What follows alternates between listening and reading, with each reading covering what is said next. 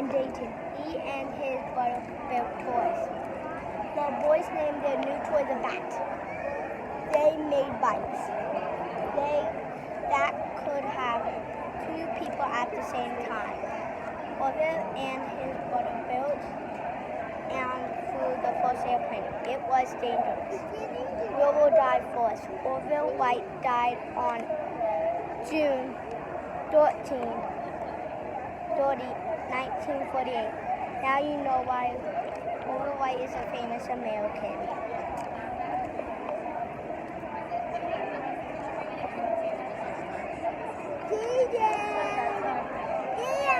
No one. It stayed on.